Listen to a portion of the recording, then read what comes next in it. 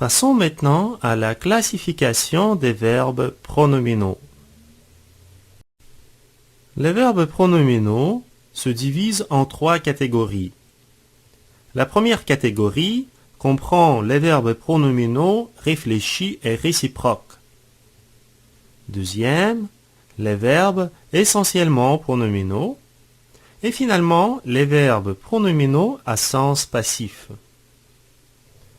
Considérons maintenant chaque catégorie plus en détail. Les verbes pronominaux réfléchis et réciproques. Un verbe de cette catégorie se forme par l'ajout du pronom réfléchi à un verbe transitif dont le sens reste le même.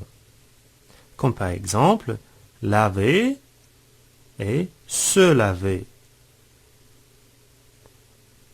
Jean lave son chien et Jean se lave.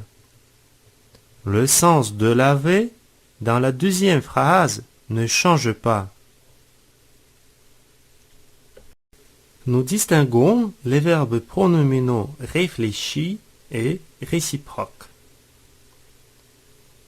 Le verbe pronominal est réfléchi quand le sujet du verbe agit sur lui-même. Par exemple, elle se maquille. Se renvoie à elle. Donc, le sujet, elle, agit sur lui-même. Le verbe pronominal est réciproque quand l'action est faite par au moins deux sujets qui exercent cette action l'un sur l'autre. Par exemple, ils s'embrassent. Elle se téléphone. Les sujets de ces phrases exercent une action l'un sur l'autre. Le sens réciproque peut être souligné par les mots l'un l'autre ou les uns les autres pour rendre la notion de réciprocité plus claire. Pour ce qui est des verbes essentiellement pronominaux, le pronom réfléchi qui les accompagne n'a pas de rôle grammatical. Ce n'est qu'une particule qui fait partie du verbe. Ainsi, nous ne pouvons pas identifier à qui ou à quoi renvoie ce pronom. Parmi ces verbes, il faut distinguer deux groupes. Les verbes qui n'existent que sous la forme pronominale et les verbes qui ont deux formes, la forme non pronominale et la forme pronominale.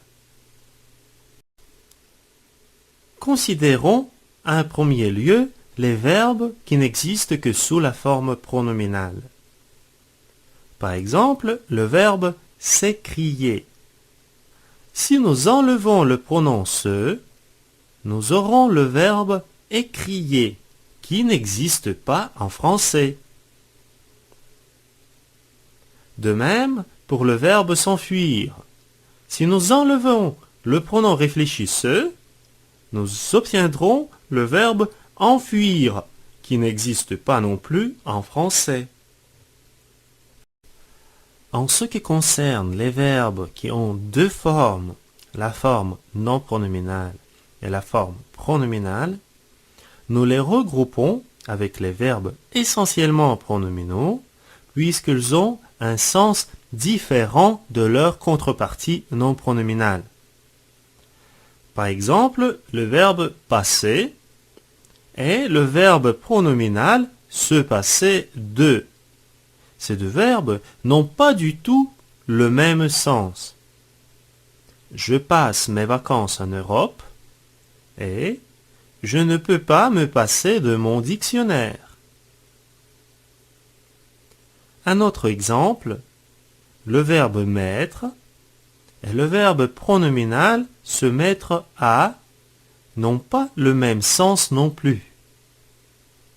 Nous mettons les livres dans le sac et nous nous mettons au travail.